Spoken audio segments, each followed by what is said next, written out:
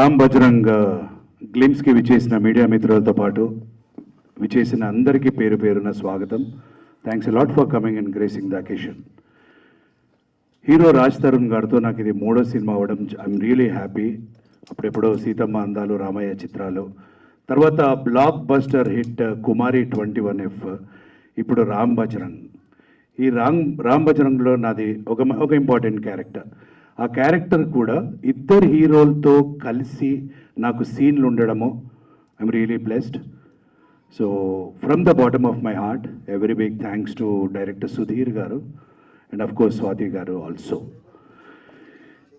ఈ cinema it's too early to talk about this movie, డీటెయిల్గా చెప్పడం ఇప్పుడు జస్ట్ ఎ గ్లిమ్స్. బట్ ఒకటి చెప్పగలనండి, అవుట్ ఆఫ్ మై ఒక ఎక్స్పీరియన్స్తో మాత్రం ఒక విషయం చెప్పాలనుంది. ఈ టైటిల్ రామ్ బజరంగ్ అంటే ఎంత పవర్ఫుల్ టైటిల్ అండి. రామ్ బజరంగ్ అనే టైటిల్కి న్యాయం చేసిన రాజ్ తరుణ్ గారు కానీ, సందీప్ మాధవ్ గారు కానీ, నా one of my best friends మా వెంకట్ గారు కానీ, నటించిన అందరు కానీ ప్రాణం పోశారు. నా క్యారెక్టర్కి ఏదో నేను డబ్బింగ్ చెప్పి బయటకు వస్తుంటే డైరెక్టర్ గారు out of his love, care and concern ఒక 4 సీన్లు చూపెట్టారండి. అంటే గాడ్స్ వేర్ అంటే వణికిపోయి చలించిపోయి ఒక ఏదేదో అయిపోయానండి. ఏంటి ఈ సినిమా, ఏంటి ఇంత స్పాన్ ఉందా? దిస్ ఈజ్ ఈ సినిమా బ్లాక్ బస్టర్ అవ్వడము తథ్యం. ఇది మీరు రాసి పెట్టుకోండి. ఎస్, ఈ సినిమాలో ఎటువంటి టెక్నీషియన్స్ అండి.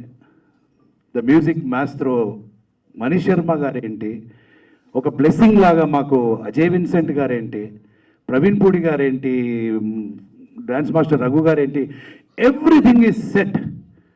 ఇంకా ఫైనల్గా నేను చెప్పొచ్చేది మా సుధీర్ గారు, స్వాతి గారు పడ్డ కష్టం,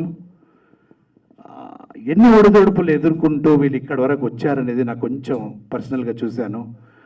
కష్టం అనేది ఎప్పటికీ ఉట్టిగా పోదు. ఈ సినిమా ఏ ఎక్స్పెక్టేషన్ లేకుండా వస్తున్న ఈ సినిమా అందరినీ ఒక రేంజ్లో సర్ప్రైజ్ చేసి ఒక బ్లాక్ బస్టర్గా నిలుస్తుందని ఆశిస్తూ ఒక మంచి క్యారెక్టర్ చేసి ఇచ్చినందుకు డైరెక్టర్కి థ్యాంక్స్ చెప్పుకుంటూ థ్యాంక్స్ ఎ లాట్.